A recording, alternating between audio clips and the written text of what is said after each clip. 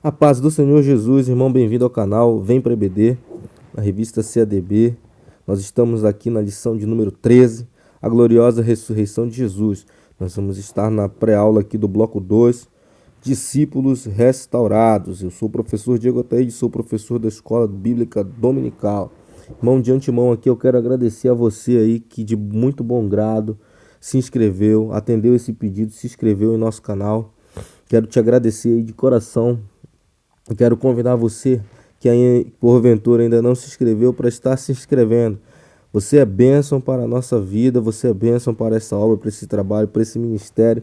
E essa sua inscrição aí é muito importante para a nossa vida. Então, vamos à aula. Então, bloco 3, discípulos restaurados.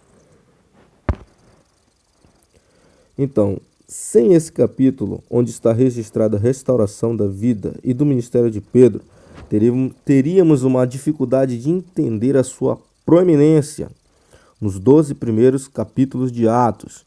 Então, se a gente ficasse aqui sem entender como Pedro foi restaurado, como a vida e ministério de Pedro foi restaurado aqui nesse capítulo, com certeza quando nós estivéssemos lendo ali o livro de Atos dos Apóstolos, Atos do Espírito Santo, como preferir, a gente ia ter uma dificuldade tremenda de entender. Nossa, esse mesmo Pedro aqui, será que é o Pedro que negou a Jesus? Então João cuidadosamente nos registra como foi restaurada a vida de Pedro. Então, uma pescaria frustrada. Olha, essa manifestação junto ao mar de Tiberíades, lugar onde Pedro e os outros discípulos trabalhavam como pescadores e foram chamados para o ministério, seria certamente o ápice da demonstração inequívocas da ressurreição de Jesus. Essa viagem da Judéia para a Galiléia, de Jerusalém para o mar de Tiberíades, deve ter sido, especialmente para Pedro, marcada por fortes emoções, porque Jesus queria encontrar-se com eles na Galiléia. Por que a menção especial no nome de Pedro? O que Jesus diria a Pedro depois de sua consumada covardia e de sua reincidente negação?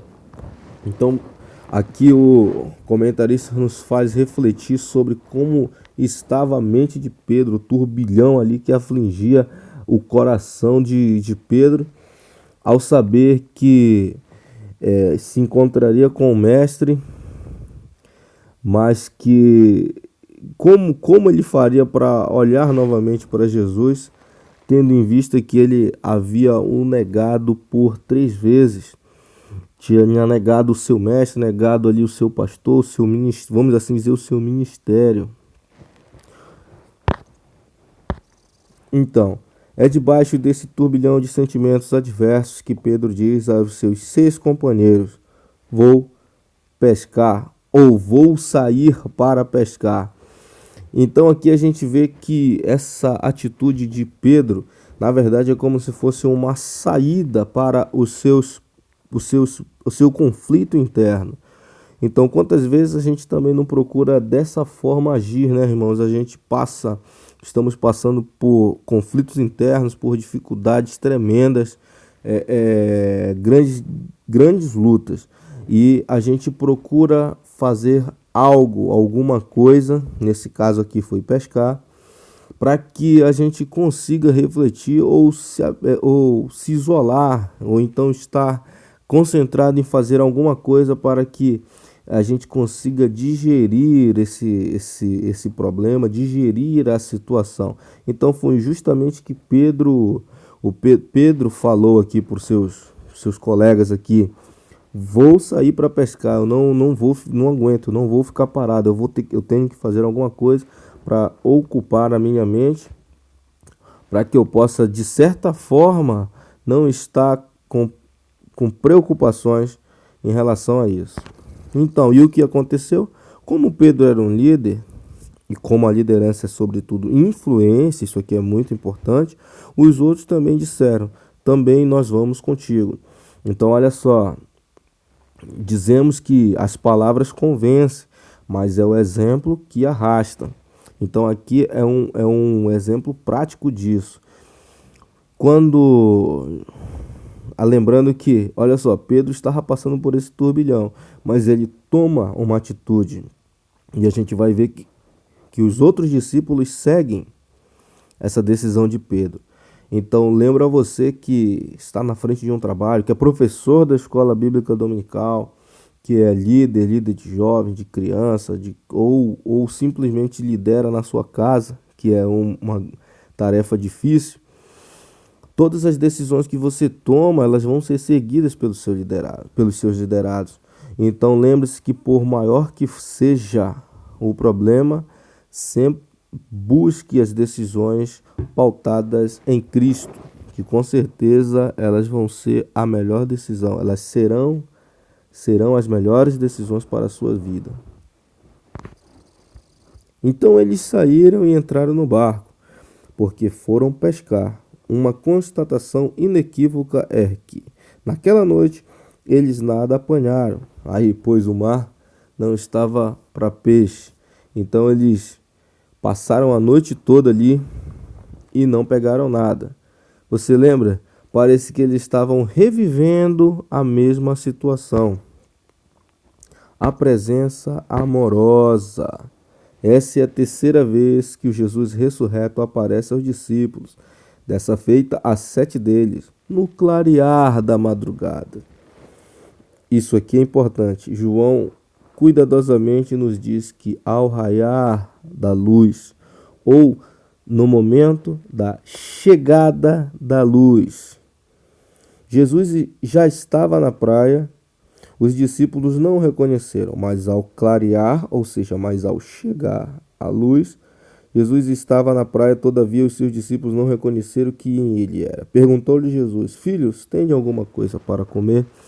Então aqui a gente vê, né, que já sendo manhã, ou seja, em um contexto imediato com a chegada da luz verdadeira, Jesus, a luz verdadeira. Então Jesus se apresentou na praia.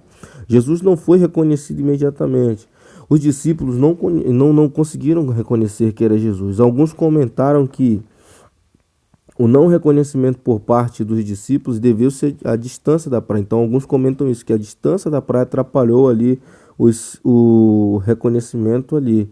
Outros dizem que a influência mesmo da luz, a influência da luz ali, ou um nevoeiro no lago, deveria ter atrapalhado. Mas que fique bem claro que nenhuma dessas explicações ela é necessariamente vista de fato.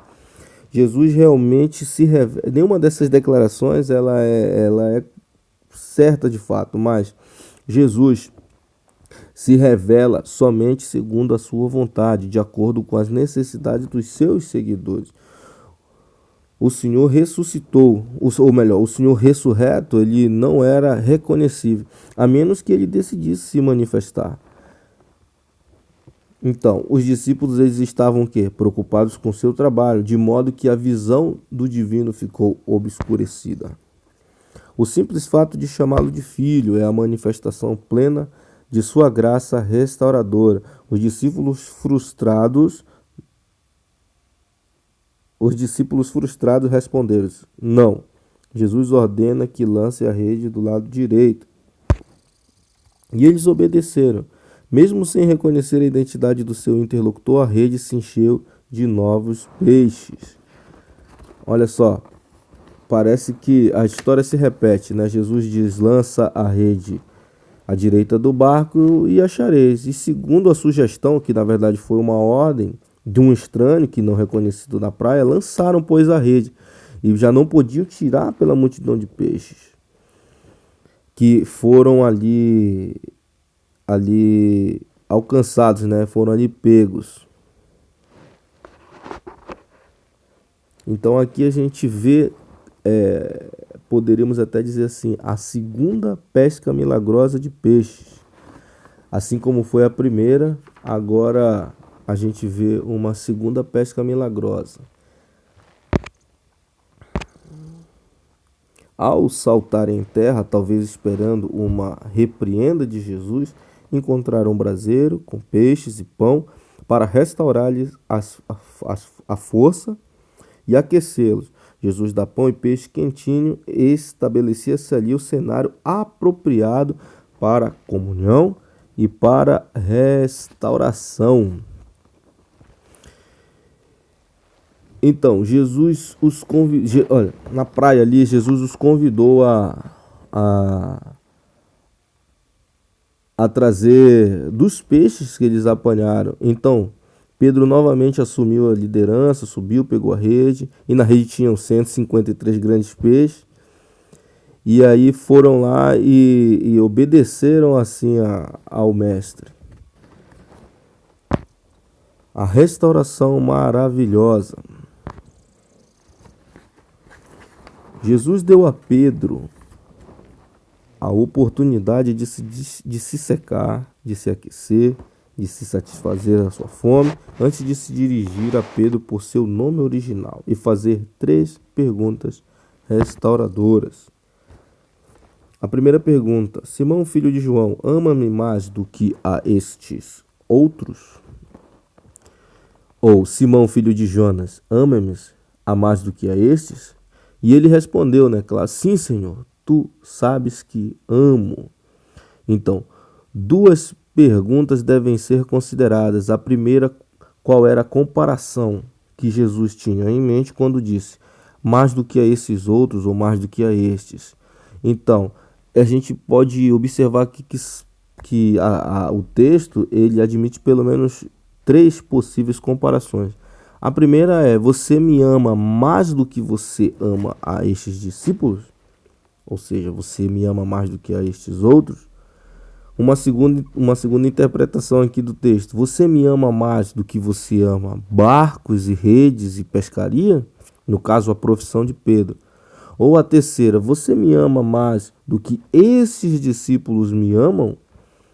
Então, pode ser que aquilo que parece ser uma ambiguidade, na verdade, pretenda ser uma implicação de consagração completa. O mestre queria deixar clara uma exclusão geral de tudo que pudesse interferir no amor de Pedro pelo seu Senhor. Então, Jesus estava dizendo assim, independente de como você encara essa pergunta, você me ama acima de qualquer coisa? O amor que você sente por mim é maior do que você sente por essas coisas, ou seja, por esse mundo? E aí Pedro responde que sim, né? O Senhor usa palavras gregas em suas 2 primeiras perguntas, a palavra grega ágapo e filéu na terceira. Então Pedro só usa filéu nas 3 respostas. Ágapo significa amor sacrificial. Então Jesus ele começa: você me ama com esse amor sacrificial, o amor mais elevado, o amor que dá vida pelo outro. Então, filéu, que caracteriza a afeição de um amigo, um amor natural da afeição, ambas foram traduzidas na língua portuguesa por amor, limitando o seu significado. Mas vamos lá. Então Jesus pergunta: você me ama com amor completo, com amor sacrificial? Aí Pedro diz: olha, eu te amo, ou seja, com amor filéu. Eu te amo com amor de amigo, com amor, vamos assim dizer, um pouco mais inferior. E aí cabe nos lembrar que o amor de Deus é esse amor incondicional, porque Deus tanto amou o mundo que deu o seu Filho unigênito, para que todo aquele que nele crê não pereça, mas tenha a vida eterna. Então, na terceira pergunta, Jesus ele troca. Ele faz a primeira pergunta e Pedro responde que ama. Ele faz a segunda pergunta ainda da mesma forma. Ele só tira agora mais do que... Ele só tira esse mais do que aos outros. Ele continua: Pedro, tu me amas? Aí ainda jogando o amor sacrificial. E Pedro responde: te amo com amor filéu. Mas na terceira pergunta, em face de o Senhor ter mudado a palavra, o mesmo gênero de amor filéu que Pedro estava empregando, Pedro ficou entristecido e respondeu diferente. Então, ou seja, ele respondeu: te amo com filéu, te amo com amor filéu. E então Jesus na terceira pergunta fala assim: tu me amas com amor filéu? Aí ele se entristeceu, como se Jesus estivesse diminuindo a quantidade de amor. Aí ele responde: Senhor, tu sabes todas as coisas. Ou seja, Pedro faz uma introspecção, ele se entristece porque ele não pode apelar para o seu testemunho recente, que seria a negação. Então ele usa o próprio Deus, diz assim: Senhor, tu sabes todas as coisas. Então, se tu sabe todas as coisas, o Senhor sabe como é que está o meu coração, o Senhor sabe como está a minha mente, como é que está a minha vida. Então, eu te amo, tu sabes que eu te amo. Ainda assim, respondendo Pedro pela terceira vez.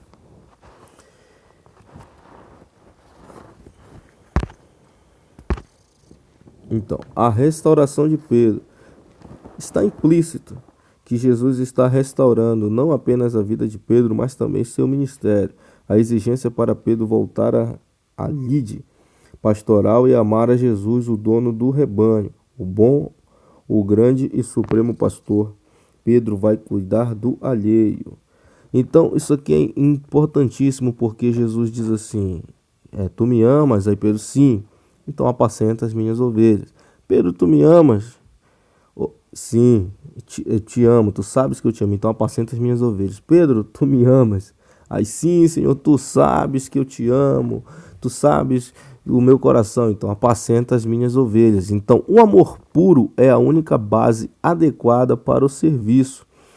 O amor puro é o requisito, no caso, para apacentar as ovelhas de Jesus. Para que Pedro pudesse liderar o rebanho, ele deveria ter cuidado. Basicamente, ele deveria demonstrar justamente esse amor sacrificial, esse amor incondicional, que não dependeria das ovelhas e sim do pastor. Então, João finda o seu relato nos ensinos de Jesus, nos ensinando que Jesus conhece nossa vida do início ao fim. Tudo está sob o seu controle, que até a morte do cristão glorifica a Deus. Deixa claro que é testemunha pessoal dos feitos de Jesus, cuja parte minúscula pôde registrar neste evangelho. Então, seja o que for que sabemos de Cristo, só vimos uma fraçãozinha pequena. É como se nós conhecêssemos apenas uma gotazinha nesse imenso oceano que é o nosso Senhor. As maravilhas que experimentamos são como nada comparado às que virão. Os livros humanos não podem conter. Assim, João termina seu evangelho com as vitórias inumeráveis, o poder ilimitado e a graça sem fim de Jesus Cristo. Então, a aplicação pessoal da nossa lição dessa semana é assim: olhar para Jesus e segui-lo fielmente deve ser o objetivo e a prática de todo cristão até chegar ao céu, o nosso lar eterno. Então aqui, irmãos, nós finalizamos a nossa lição com esse bloco 3. Chegamos ao fim da lição de número 13, a gloriosa ressurreição de Jesus, e chegamos ao fim desse trimestre. Então, não perca aí os próximos vídeos, as próximas aulas, que nós vamos estar estudando uma nova lição, novas lições, novos desafios. Nós estaremos estudando as cartas de Timóteo e Tito, que é serviços de Jesus e da igreja. Irmão, se você chegou até aqui, eu quero estar te convidando, quero estar te agradecendo primeiramente aí a ter nos ouvido. Quero te agradecer mais uma vez por ter atendido o nosso pedido e ter se inscrevido. E eu te peço aí que você dê o seu gostei no vídeo, que isso nos ajuda bastante também aí nessa plataforma virtual. Quero estar te convidando para que você se inscreva na Escola Bíblica Dominical aí numa igreja mais próxima de sua residência, de sua casa, e venha estar no domingo pela manhã aprendendo, se aprofundando mais de Deus. Tem gente que fala aí que a escola dominical é uma escola de conhecimento básico.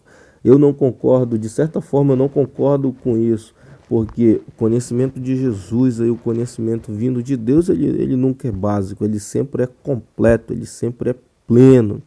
Então só depende de você, como você irá se aprofundar no estudo aí da sua lição, no estudo de sua classe, no estudo da Escola Bíblica Dominical. E quero estar te fazendo mais um convite. Por gentileza, se inscreva aí no canal, que você vai estar sendo bênção para a nossa vida, para o nosso ministério e vai estar nos ajudando. Você não sabe o quanto nos ajuda com sua inscrição a manter aí essa obra, a manter esse trabalho, que seja tudo para a honra e glória do nome do nosso Senhor e Salvador Jesus Cristo. Então, te convidando mais uma vez, vem para a EBD.